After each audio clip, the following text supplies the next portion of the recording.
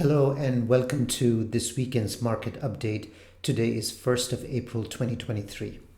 You're looking at a daily chart of S&P 500. S&P had a great week. It finished the week up 3.48%.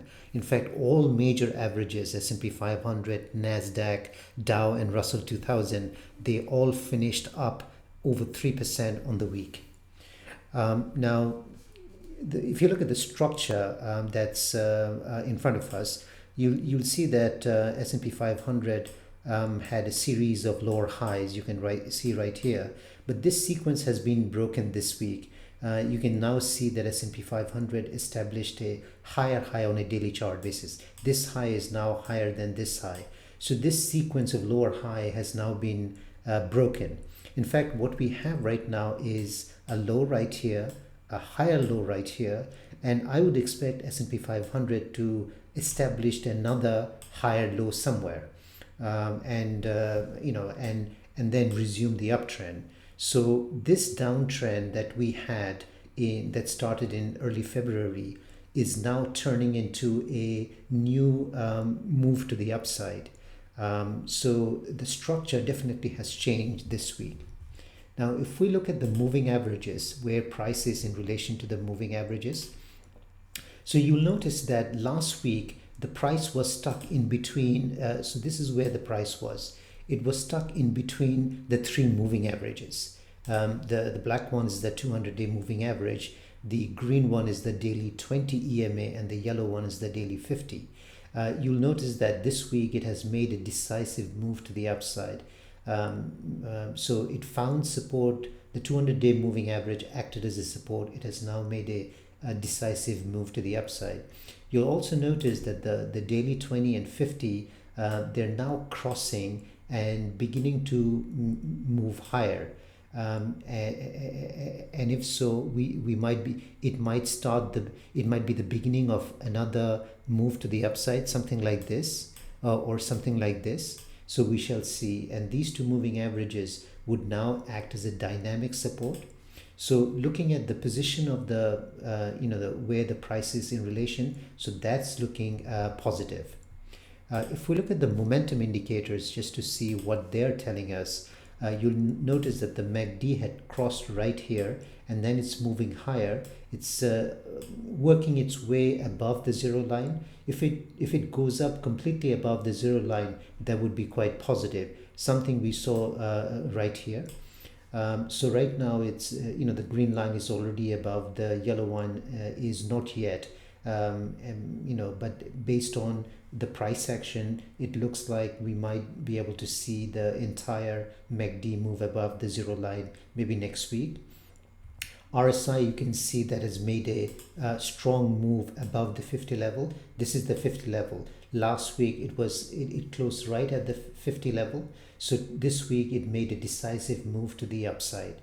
So both these momentum indicators currently look positive to me.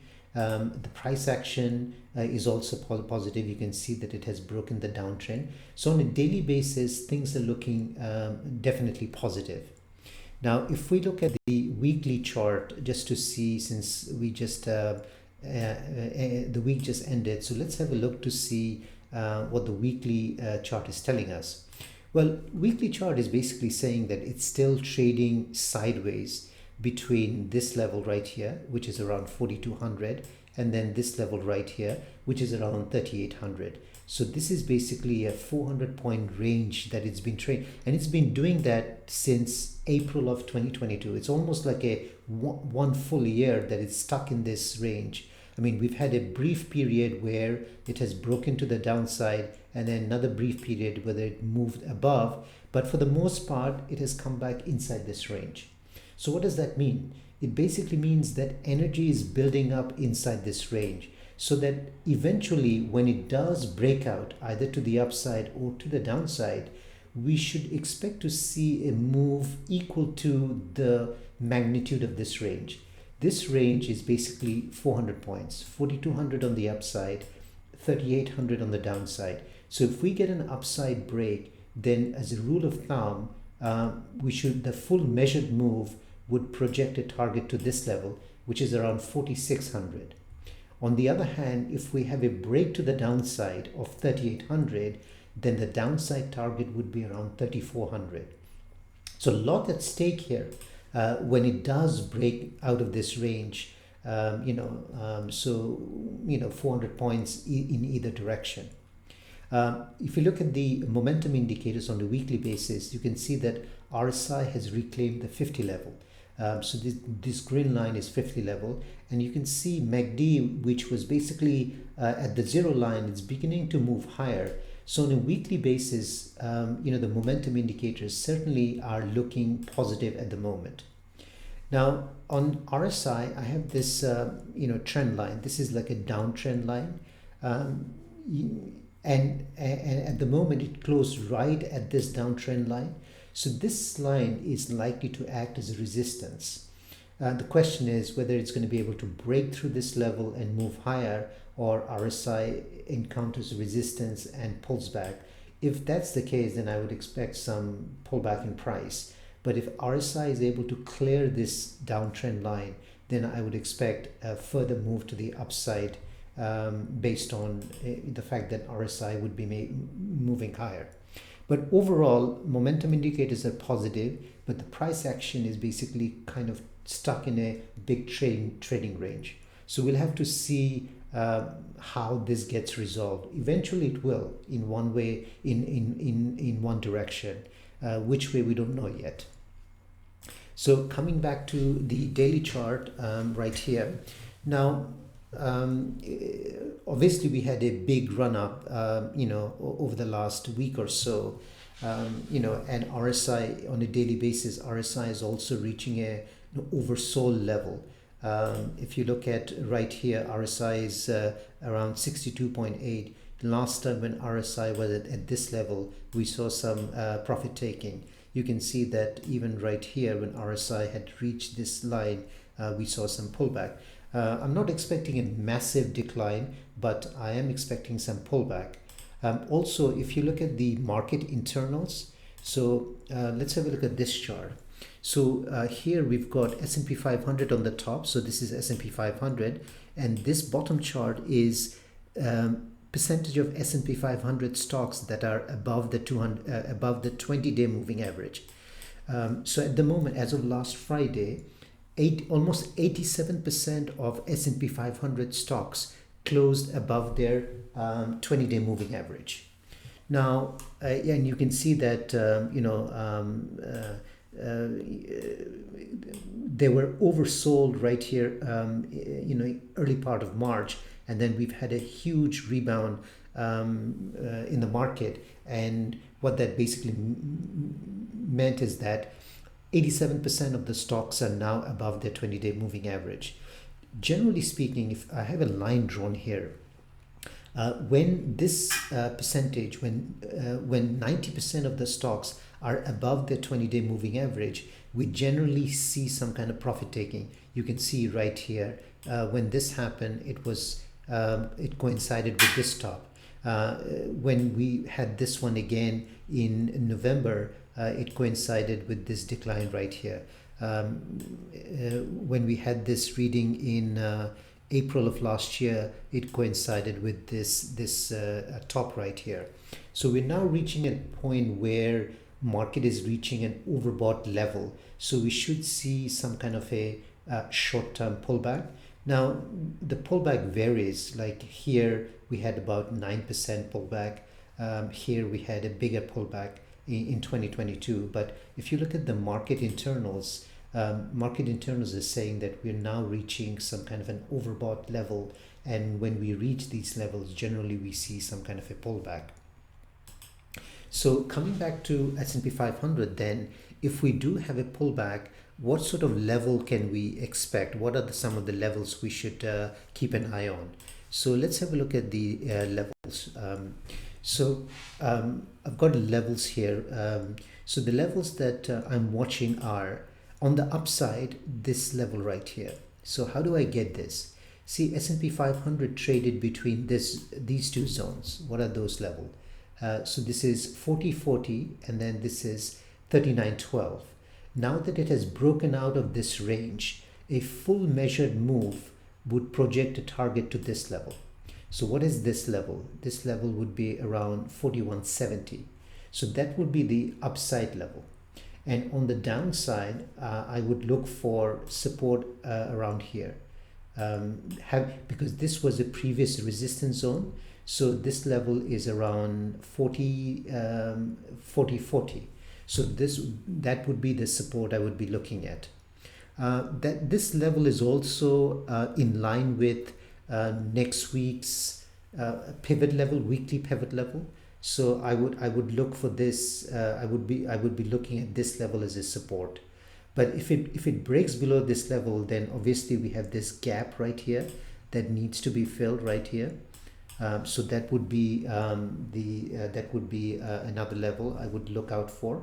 So even if it pulls back, effectively what we do is, even if it pulls back, it essentially creates another daily higher low. So this is the low, this is another low. So let's say even if it pulls back up to this and fills the gap, that would establish another higher daily higher low. It won't break this structure. On a 4-hour basis right now, you can see that the momentum indicator is still quite strong. So those would be the levels I would look out for. 4170 on the upside, 40 on the downside, and then the gap fill. So that's S&P 500. And the relevant levels for SPY would be, so on SPY, it would be this level, which is around 403. On the upside, it would be around 416. So those would be the levels I would be looking at, and then this gap fill. Now let's have a look at NASDAQ to see what we can learn from NASDAQ. So this is the daily chart of NASDAQ. So again, NASDAQ had a very, very strong run up. NASDAQ has been a leader in the last, last month or so, since reaching this bottom right here in mid-March. It's been, going up on it's been basically moving higher, very strong. You can see the momentum indicators are also quite strong. MACD is above the 0 line, RSI above the 50 level. And you can see the series of higher lows that NASDAQ has been forming. It has also taken out this February high. S&P 500 hasn't taken out its February high, which is up here around 4,200, but NASDAQ has. If we look at the weekly chart of NASDAQ, you'll see right here. You can see that it has so it traded inside this zone and it has broken out to the upside. So a full measured move of this would project a target to this level for NASDAQ, which is around 14,000. So that obviously I'm not expecting that to be reached next week, but this would be over the intermediate term level, because I'm looking at a weekly chart. So these levels would be over coming weeks, not next week. You can see that RSI is quite strong, but RSI is reaching an overbought level right here. You can see last time when RSI had reached this level, we saw some pullback, and that coincided with the beginning of the bear market in 2022. You can see the MACD is looking very strong. It's crossing above the 0 line. Last time when NASDAQ did that, it would be during COVID. So if we look at, if we look to the left right here, this was the last time when NASDAQ crossed above the 0 line during the COVID. So this is looking quite strong. Actually, the weekly momentum indicators are looking quite strong for NASDAQ. Now, if we look at the market internals for NASDAQ and compare it to the percentage of stocks above the 20-day moving average. So this is NASDAQ 100 on the top, and down here we have the percentage of NASDAQ 100 stocks that are above the 20-day moving average. You can see that it's now reaching an extreme level. At the moment, on Friday, 99% of NASDAQ 100 stocks closed above their 20-day moving average. I mean, that is the only other time when that happened was right here in April of last year, which coincided with the top right here. But generally speaking, when 90% level is reached, when 90% of the stocks are above the 20-day moving average, we generally see some kind of a correction. So you can see right here, which coincided with this high, with this top. You can see another time when it reached this level that coincided with this top. And then you can see it reached this level, and then we had this pullback. So at the moment we are at an extreme level, so which means that NASDAQ would be due for some correction. So if we look at some of the levels, just to see what are some of the levels we should be looking out for if there is a correction. So let's just zoom out and see what are the levels we can expect. So this level right here would be the support level, because NASDAQ had traded between this level and this level for some time, and then it broke out to the upside. So this level should act as a support. This level is around 12,850. So that would be a level I would look out for. Resistance obviously is where it is at the moment, because you can see that if you take the distance from this level to this level, full measured move basically projects a target to 13,170, which is basically what it achieved last Friday. So NASDAQ definitely is due for some correction. I mean, I'm not expecting anything significant. I'm expecting some profit taking maybe early in the week. And even if it does so, this structure remains intact. You'll see that low, higher low. So let's say it pulls back to this level. This will then become another higher low. So the structure will still remain intact. Now, the relevant levels for QQQ in that case would be, so this level right here, which is 315, around 315, 316 level. That would be the first level I would look out for. And then this gap fill right here. So there's a gap right here. That would be the other level. So I would first see whether or not it can hold this level, which is around 315. And on the upside, the target on QQQ would be around 331. I mean, if you look at the weekly basis, then you can see. So if you look at the weekly basis, it's basically going to be this level right here, because it has now taken out this level, so it would be this level. So this level right here is around 330. So that's the next key resistance zone for QQQ. Now, if we look at the other averages, Dow and S&P and Russell 2000. So where is Dow? This is Dow. I mean, this is also looking quite strong right now. You can see Dow had a big correction, and then it consolidated right here between this two level, and then it broke out to the upside. So the target would be to this level on a near-term basis, and that is around 33,700. Dow closed at 33,275, so the target would be 33,700. And obviously this level would now be the support, which is 3200, 730. So that would be the support level. You can see for Dow, RSI has made a decisive move above the 50 level. MACD hasn't crossed above the zero line. It's moving higher. So Dow is also looking better. If I look at Russell 2000, which is the weakest of the major averages, you can see that after a big decline, it formed consolidated between these two levels, and then it decided to, and then broke out. So between these two levels, and then it broke out to the upside. So it's closed above this range. So a full measured move of this distance would project a target to this level right here, which is around 1900, so this is also, I mean, this is not as strong. You can see that RSI is just moved above the 50 level.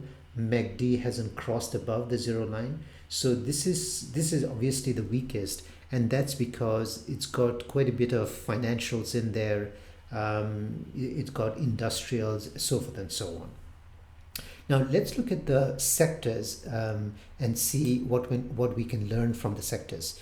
Now, if you look last week, so in last week, of the 11 sectors that make up S&P 500 and SPY ETF, only 2 sectors had positive momentum, representing 34%.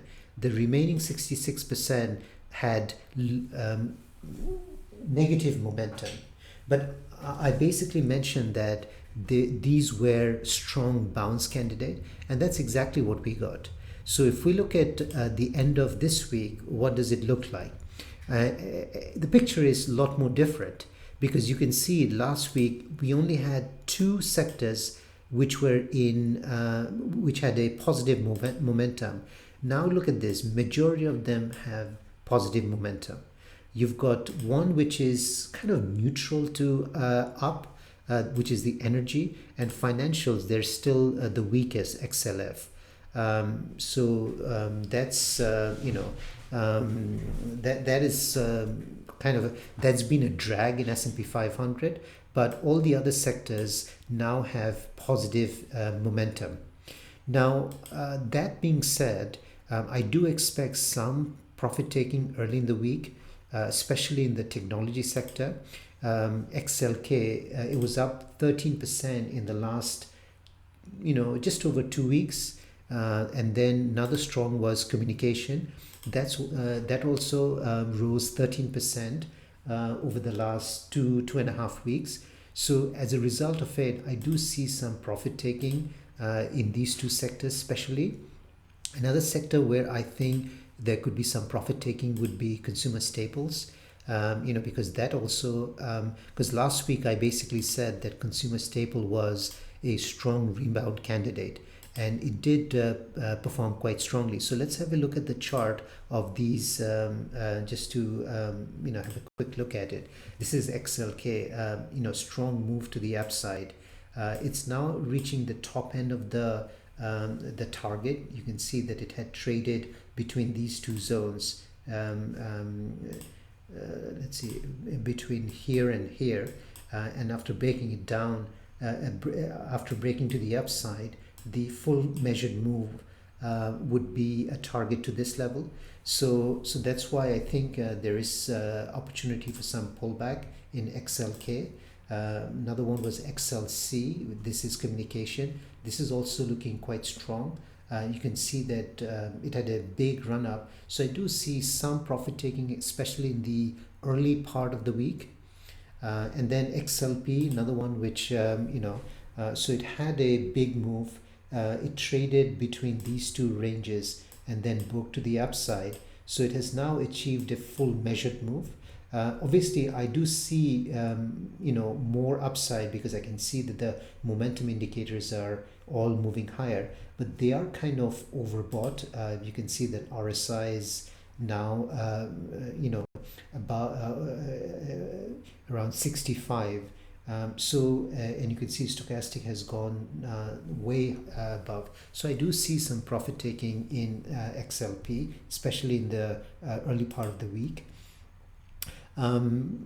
Industrials, they were also up 6%. So I do see some profit taking in industrials. So let's have a look at XLI, which is right here. So they also had a big run up. I do see more upside to XLI, but at least a couple of days of pause I think would be healthy. So look for support around 99. The sector that I like a lot at the moment is discretionary. So this is basically where this make up 10% of S&P 500. This is where you have Tesla, Amazon, Home Depot, Starbucks.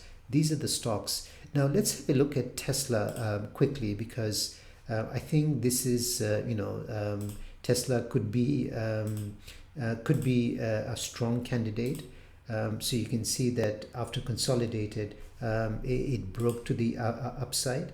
Now, thing to keep an eye on Tesla is tomorrow it's going to release the vehicle delivery for the first quarter of 2023. Now, the stock was up over 6% ahead of that. I mean, obviously, traders are feeling quite positive that Tesla would be able to deliver above expectation. If that's the case, then I definitely see further move to the upside on Tesla. And Tesla is a big part of XLK, XLI. So if Tesla is able to react positively to this news, then I definitely think that discretionary XLY can make further move to the upside. It also, it's already looking strong to me. You can see that RSI, MACD, they're all looking strong. So I could see XLI moving higher. So in addition to that, I'd also keep an eye on Amazon, Home Depot, Starbucks, Target, and so forth. Another sector that I like at the moment is healthcare, XLV. Now XLV, so let's have a quick look at XLV. So XLV is right here. So XLV, you can see that it's been, after this big decline, it's beginning to form this base, and after consolidating between this two range, it has closed above it. So it's now beginning to show sign, beginning to look positive at the moment. You can see RSI finally managed to clear the 50 level. You can see the 50 level acted as a resistance, so it managed to clear that. You can see MACD is moving higher. It hasn't crossed above the zero line yet, so that would be the only thing. But the price action, I like the price action. I like the RSI moving, clearing an important resistance zone. So I think there are opportunities. So I think this sector could gradually move higher. And the stocks that I'm watching in this sector would be Johnson & Johnson, Abbott Lab. So if I pull up Johnson & Johnson quickly, Johnson & Johnson, I would wait until, so you can see that after this big decline, it's forming this base right here, and then it's consolidating between these two levels. If it's able to clear this level decisively, then I can see Johnson, there could be a trading opportunity in Johnson & Johnson. You can see RSI, after falling below this level, it stayed below the 50 level for a long time. For the first time, it closed above 50. So it's showing promising. So I want to see a little bit more. I want to see a decisive move through this zone 155. So that's Johnson & Johnson. So overall, I would say that right now 83% of the sectors are showing positive momentum, which basically means that if they move higher, they should put upward pressure on S&P 500.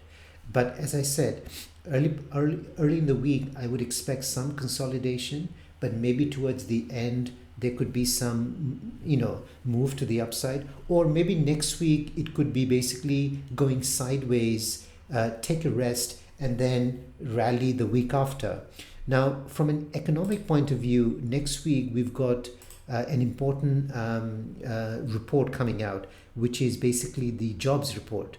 So on next Friday, which is 7th of February, now the stock market is closed on 7th of 7th of April because of Easter holiday.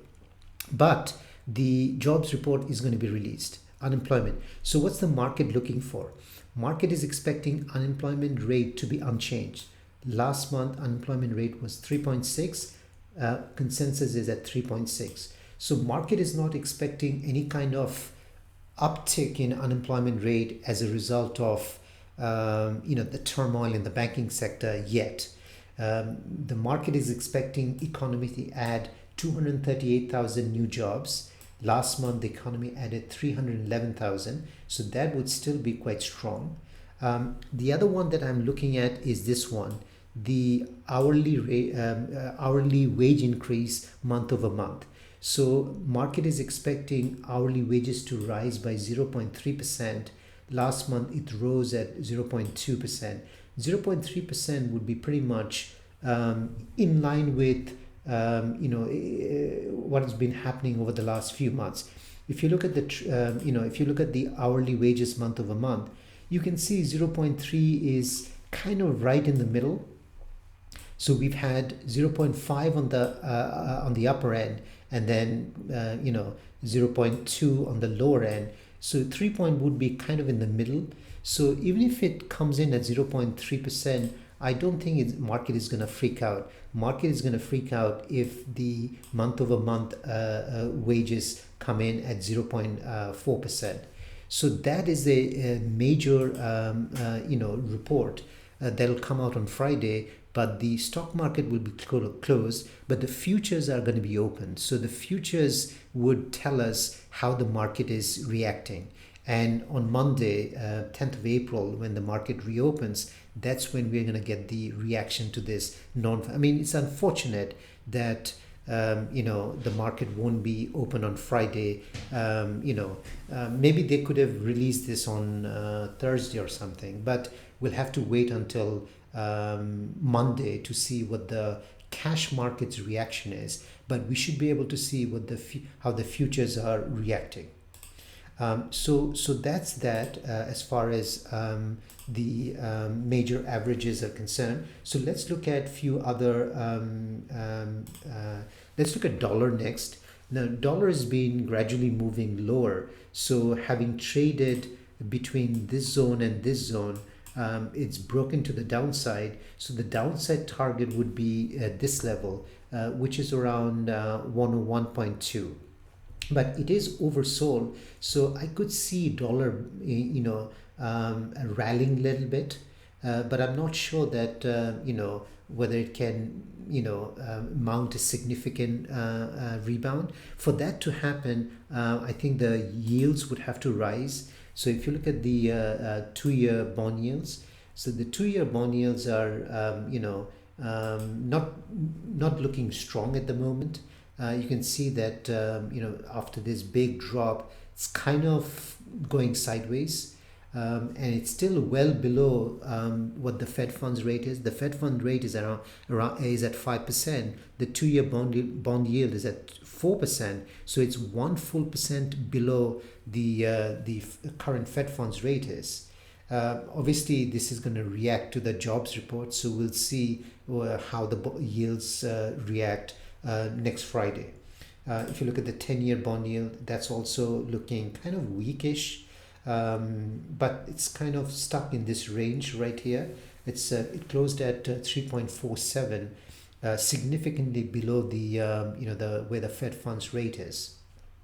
If we look at the gold, gold is basically consolidating. If you look at the moving averages, you can see that gold is kind of consolidating and the moving averages are beginning to move higher. So this is looking positive right now. Now, obviously, we'll see how the yields react to the jobs market. So if yields back up, then I can see some weakness in gold. But if yields pull back further after the jobs report, then I can see the resumption in gold. The weekly and the monthly patterns are actually quite positive. If you look at the weekly chart, you can see that it has broken through this high right here. The moving averages are beginning to move higher. So the weekly, the price action, the momentum indicators are positive. If we look at VIX next, VIX is on a daily basis, it's continuing to move lower. It's now coming towards a level where we did see some kind of a bounce. Previously the 18 zone, you can see right here when it came to 18, right now it's at 18.7. So I could see some bounce in VIX early in the week. But overall, it's looking weak to me. You can see MACD falling below the zero line. Even if I look at on a slightly longer time frame, I can see that it's not looking very strong to me. But I do see some rebound. Maybe if S&P 500 and Nasdaq pulls back a little bit, we can see some rebound. But unless and until there is quite a bit of decline in those averages, I wouldn't expect a big move to the upside. Another one that's looking positive is HYG. This is the high yield bond.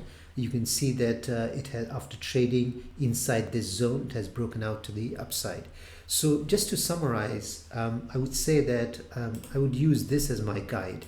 Is I do see that majority of the sectors are showing positive price action momentum, which basically means that the bias is to the upside in S&P 500. But I do see some profit-taking opportunities in the technology area as well as S&P 500, only because of the run-up, and as well as the breadth indicators that I showed, where percentage of stocks above their 20-day moving averages are reaching some extreme level. So given that, I would expect to see some profit taking early in the week. Even it could potentially go sideways to down all of next week, because next week is a short week, and I'm not sure that investors are going to make a big bet ahead of the jobs report. So I'll leave it at that. Thank you very much for watching this video. If you like the content, please consider subscribing, sharing, all that good stuff. Thank you very much.